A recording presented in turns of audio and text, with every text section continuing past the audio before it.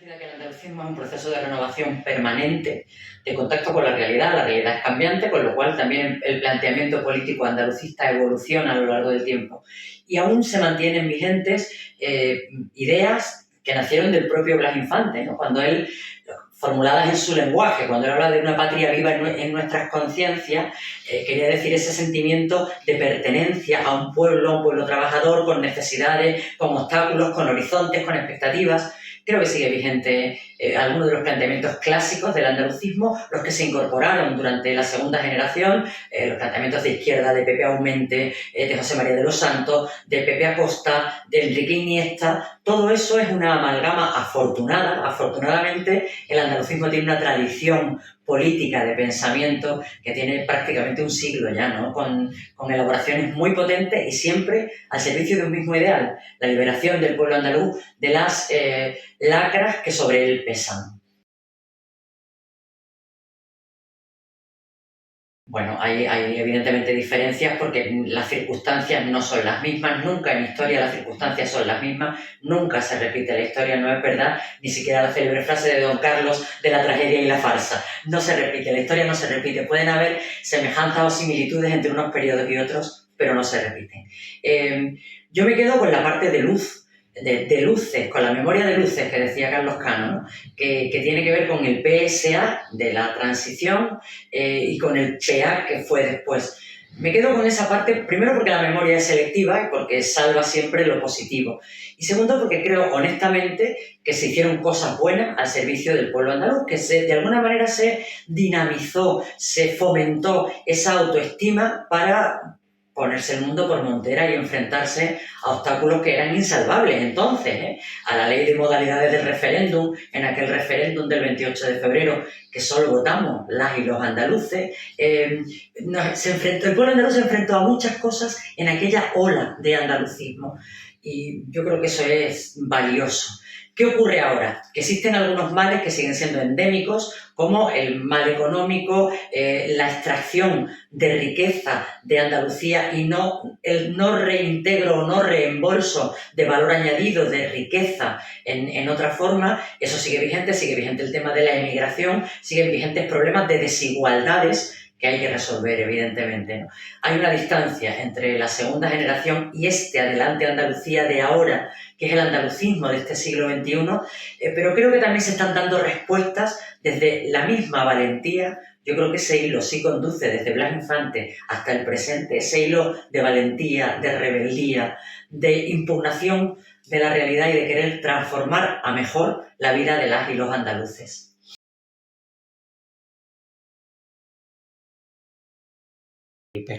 Bueno, yo creo que faltaron algunas cosas, otras sobraron, pero en el aspecto de las cosas que faltaron, dos señalaría, una material y otra inmaterial. Faltaron recursos.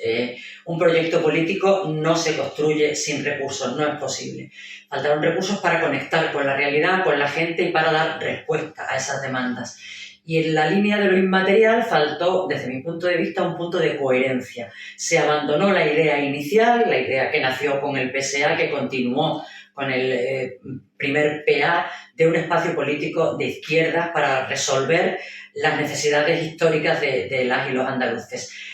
La coyuntura del gobierno y la oposición, que nunca es lo mismo, es mucho más fácil en lo discursivo ser oposición, ahí siempre se puede ser coherente y la coherencia corre mucho más peligro cuando se está en el gobierno, porque hay que tomar decisiones que contentan a algunos y perjudican a otros o discrepan otros, ¿no? Entonces se va perdiendo poquito a poco, la coherencia se va como un azucarillo, ¿no? Se va disolviendo poco a poco y cuando se disuelve ya has perdido toda utilidad como proyecto político. Desde mi punto de vista esos fueron los elementos que le faltaron al Partido Andalucista.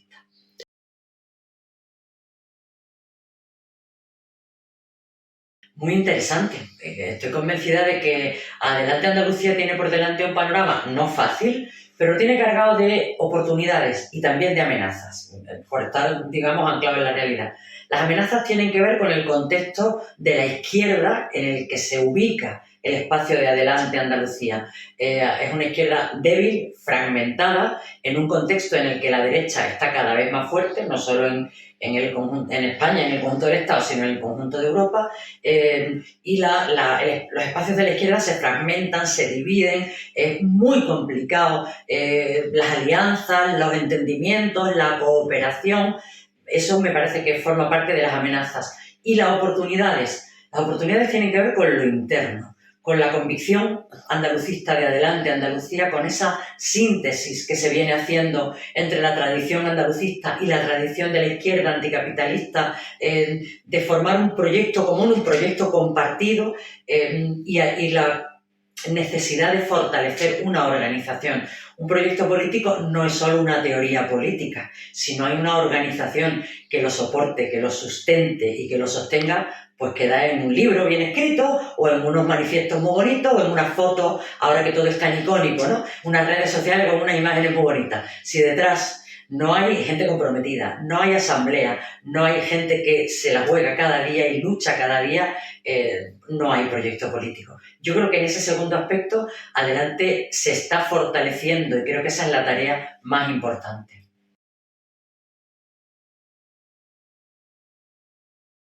Creo que Moreno Bonilla es un hombre inteligente y que está muy bien asesorado en este sentido. A ver, yo no desprecio a nadie que es presidente o presidenta de la Junta de Andalucía. Puede que no me guste y puedo discrepar muchísimo, ¿no?, de sus posiciones políticas o estratégicas, pero creo que los presidentes de la Junta de Andalucía, todos, y la única mujer, Susana Díaz también, entendieron el caudal de legitimidad que significa el andalucismo para quien gobierna en Andalucía. Y creo que de una manera o de otra lo utilizaron en su beneficio, y en ese sentido Moreno Bonilla está haciendo lo que hizo Rafael Escudero, porque es verdad que después los otros presidentes socialistas fueron como diluyendo un poquito más ese componente inicial de fortaleza que tenía el andalucismo, pero Moreno Bonilla, que se ha dado cuenta o ha llegado a la convicción, lo está utilizando en su beneficio, ¿no? Entonces, sobre todo en lo simbólico. En lo que tiene que ver con lo simbólico, que al final se relaciona con la autoestima y con la identidad. Una persona se identifica con una bandera, más que una bandera, yo creo que con el sentido de comunidad que esa bandera refleja, ¿no? Entonces, bueno, él lo ha sabido gestionar colocando simbólicamente el 4 de diciembre, que toda la gente andalucista lo reconocemos como el Día Nacional de Andalucía, pues el presidente del Partido Popular lo define como el Día de la Bandera, y muchos presidentes socialistas que le han precedido pasaron olímpicamente del 4 de diciembre. En ese sentido digo que es inteligente, que está utilizando en el beneficio del Partido Popular y en el suyo particular el caudal que significa el andalucismo de autoestima. Y, bueno, utiliza todo lo simbólico, pero lo simbólico se sustenta sobre una cuestión material. Más que llenar de bandera el Palacio de San Telmo, que está muy bonito, había que poner la bandera en los hospitales de Andalucía, en el Crimen del Rocío, o en el espacio de Doñana, que ha estado en un tris de cargárselo el propio Partido Popular, con el presidente Moreno Bonilla. En fin, con la realidad va más allá de lo simbólico. Creo que Juanma Moreno Bonilla está utilizando de forma inteligente, en su propio interés, el caudal de andalucismo, el caudal de regionalismo, verdiblanquismo. Hay diferentes maneras de definirlo, pero creo que aún le queda lo que todo eso significa, y lo definía Carlos Cano de manera que todo el mundo entendía: escuela, medicina, hospital, esas cosas. Eso es andalucismo.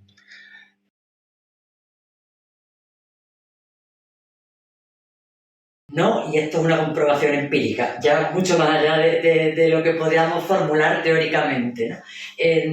Por un lado, si eres de derecha centralista, evidentemente no puedes ser andalucista porque niegas la propia existencia de Andalucía como una realidad diferenciada. La única realidad que existe es España, para la derecha centralista.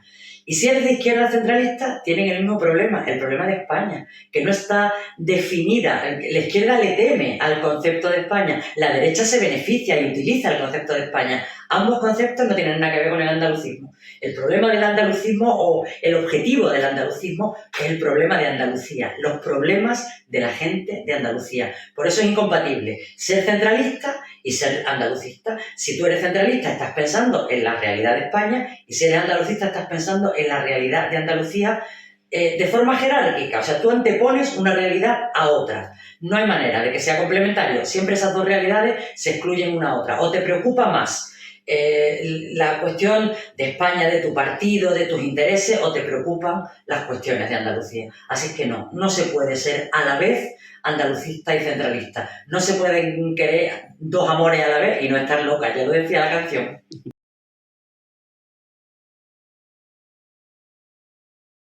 Yo creo que a los andaluces no les interesa nada la amnistía, no les preocupa nada, no tiene nada que ver ni con la vida real, ni con la vida material de la gente de Andalucía, ni con la existencia de Andalucía, ni con la subsistencia de Andalucía, ¿no?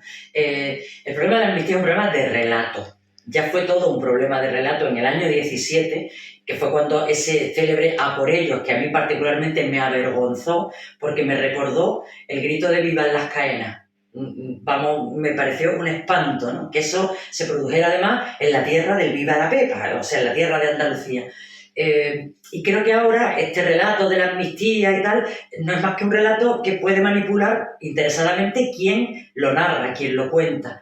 ¿Qué me preocupa a mí de todas estas circunstancias? Los acuerdos económicos. Mucho más que la amnistía. Me preocupan mucho más los acuerdos económicos porque eso sí va en detrimento del bienestar material de los servicios públicos de Andalucía, de las escuelas, de los hospitales, de todas estas cuestiones de la atención a las personas dependientes. Eso sí que es la vida real, eso sí que son las preocupaciones cotidianas, no la amnistía. De todas formas, alguien lo decía el otro día, la propia democracia en la transición se construye sobre una amnistía. O sea, yo no tengo ningún miedo ni ninguna preocupación por la amnistía. Me preocupa la cesión de todos los tributos que se recauden en Cataluña a los catalanes. O sea, me preocupa que haya un cupo catalán, igual que hay un cupo vasco, y no haya un cupo andaluz. Eso sí me preocupa.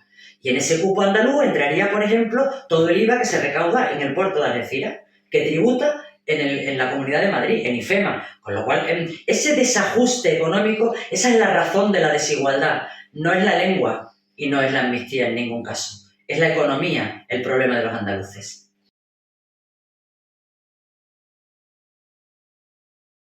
En ese sentido, la experiencia que yo he vivido en el grupo de la izquierda confederal del Senado ha sido muy importante y ha sido determinante, al menos en mi forma de enfocar esta cuestión. Nos están esperando. El resto de formaciones soberanistas del conjunto del Estado, particularmente las de las periferias, están esperando una interlocución andaluza. Están esperando a un interlocutor político de Andalucía. También en ese ámbito, ¿no? En ese espacio político de la izquierda soberanista. Con lo cual yo creo que ahí es muy importante el futuro que puede tener adelante Andalucía en esa interlocución. Igual que durante la transición el modelo de organización territorial se construyó desde el centro hacia la periferia, existe una convicción en muchas fuerzas políticas soberanistas de la periferia de que tiene que producirse una transformación del Estado y en esta ocasión desde la periferia hacia el centro. Y ahí falta una interlocución andaluza. Es un problema de poder, básicamente.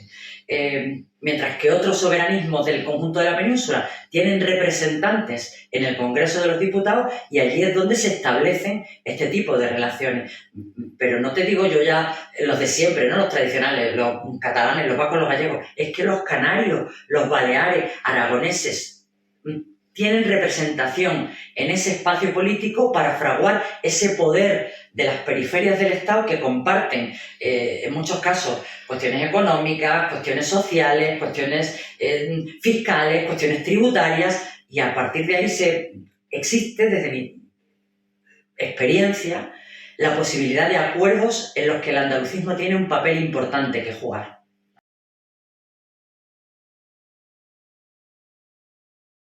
Tenemos que hacer todo el esfuerzo para que eso sea realidad, porque si no, no habrá tenido sentido el trabajo previo. Si no hay una continuidad con las dificultades, las carencias y los problemas a los que se tengan que enfrentar, ¿no? A mí me parece fundamental esa conexión. El andalucismo es como una cadena en la que hay diferentes eslabones que están conectados y que es una cadena que se sostiene o permanece a lo largo del tiempo.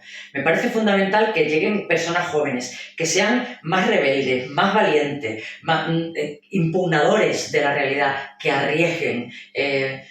Tienen que hacerlo, porque si hay alguna convicción es que esto se puede transformar, es que la realidad de la gente de Andalucía se puede mejorar y corresponderá siempre a personas más jóvenes hacer esa tarea, emprenderla. Quienes ya tenemos cierta edad, pues nos corresponde acompañar. Incluso el papel de abuelo cebolleta dando consejitos, pero luego la libertad absoluta y radical para que la gente joven emprenda su propio camino. El andalucismo tiene un potencial emocional muy importante, no desdeñable, porque tiene que ver con la identidad desde el punto de vista político, no desde el punto de vista de las esencias. Andalucía tiene una identidad política y esa identidad tiene que ver con la rebeldía, con la impugnación ante las desigualdades, con responder al agravio. Eso tienen que hacer. Ese papel que hicieron otros jóvenes andalucistas en otros momentos de la historia, pues le corresponde también a los jóvenes actuales. Y yo creo, francamente, que hay mimbres, o sea, que hay brotes, ¿no?, que reverdecen en este sentido y que de alguna manera les va a corresponder la tarea de, ojalá, estoy convencida de que alguien lo va a conseguir más temprano que tarde, que en el conjunto del poder del Estado haya un poder andaluz sin amo, sin voz en Madrid y que tome las decisiones y los caminos que beneficien a la mayoría de la gente de Andalucía.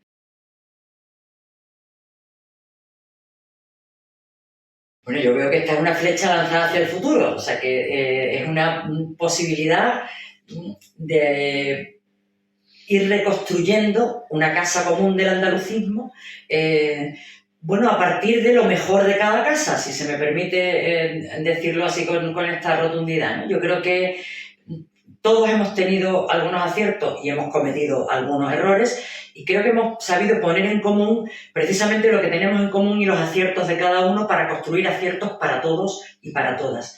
A mí me parece muy estimulante. Me parece que el andalucismo merece una estructura, merece organización, merece personas comprometidas, dispuestas a asumir el reto de coger la bandera y tirar para adelante por el camino que les toque a cada uno y a cada una en cada momento, quiero decir.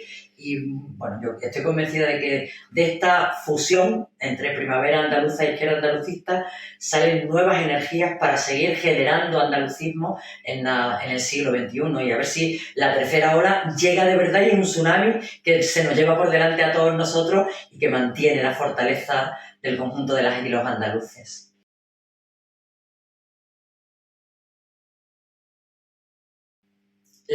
Cuando los andalucistas decimos sea por Andalucía libre, más allá de o viva Andalucía libre, que las dos cosas son lo mismo, una forma parte del himno y otra es un grito más espontáneo, ¿no? Lo que estamos formulando es un deseo de futuro. Esa Andalucía libre tiene que ver con un proyecto emancipatorio, liberador, de las circunstancias negativas que nos atenazan o que impiden que el conjunto de las trabajadoras y los trabajadores andaluces, las clases populares, de alguna manera despeguen sus potenciales vitales y tengan las mismas oportunidades y la misma fortaleza para regir sus destinos, ¿no? Yo invito a la gente que nos está escuchando a que tome conciencia de que ese Andalucía libre es un proyecto que nos compromete a todas y a todos quienes queremos un mejor futuro para nuestras hijas, para nuestros hijos, para nuestros nietos y nietas en esta tierra de Andalucía. No es más que eso. La cadena que nos une a las andaluzas y a los andaluces con quienes han sido antes y con quienes van a ser después para que vivan en las mejores condiciones posibles.